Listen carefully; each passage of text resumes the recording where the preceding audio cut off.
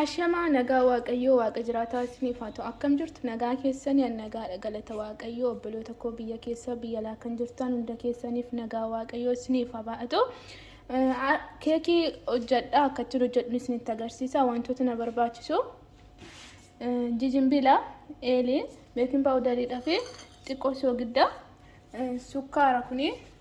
Sukkaara kan akkana birciqoo kan akkana tokkoo fi qixxeen itti fayyadame jechuudha.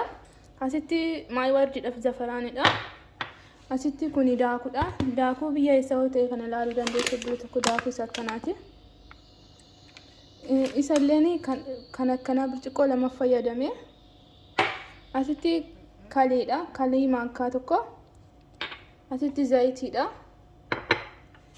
Achiin deebi'ee asitti illee kan inni fayyadame gubbaarratti kan akka minitoo jedhu na yalaan qabne kan itti fayyadame duraan dursatti kan inni irratti dibee achiin deebi'een ishii xiqqoo kana gubbaa argitu miti ishii akkasii deebi'een gubbaarratti firfirsee jechuudha. Yeroo sana hin qabu wal faana hojjennu achiin deebi'een inqulaalii illee ja'a qopheeffadheen jira maashinatti naqeen ture.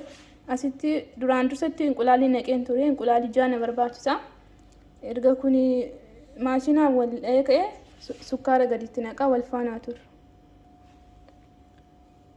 Kinoo duraan dursatti inqulaalii jaatti naqeen ture sukkaara wajjiniin wal harukutu waan ta'eef sukkaara gaditti naqa. Sukkaara isiniif galee yoo ta'e birciqoo isa guddaa sana tokkoof qixxeedha. Achiin booda kalii maankaa tokko. Xaamu maashinaan waan hin daakuu isinitti iyyuu danda'a walitti deemna obboloo tokko.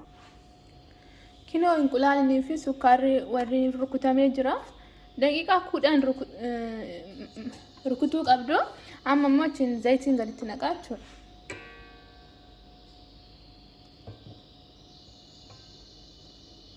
Amma illee iddoo kanaa wal rukuchuu qaba walitti deebina.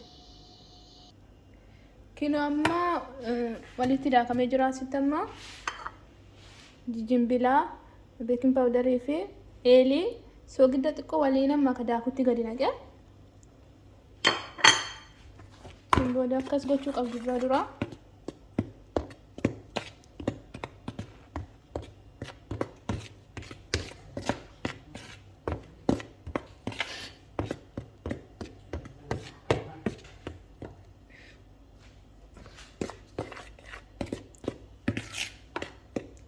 Achiin booda maankaa tokko itti naqxanitti makiinaa saaqxu jechuudha. Maashina keessan saaqattu. Ammas Io obboloota koo kunoo keekiin kiyya qaqqabee jira. Gaazii keessa osoo hin kaa'in jechuudha obboloota koo gaazii keessa osoo hin kaa'in gaaziin keessan daqiiqaa 15 ho'uu qaba. Akkasuma sa'aatii tokko immoo keessa turuu qaba. Keekiin idduma ho'e immoo deebitanii keekidda keessa galchitanii sa'aatii tokko keessa keessu gaazii keessaa jechuudha obboloota koo. Siniin jedhaa keekiin kiyya kana fakkaata. Yoo isinitti tole sheerii laayikii taasisaa siniin jedha obboloota koo. Gooftaan isin haa eebbisu biyya jirtanitti rabbiin isin haa eegu siniin jedha obboloota koo. Siniin jedha bakka yoo isinitti tole laayikii sheerii godhaa eebbifamaa.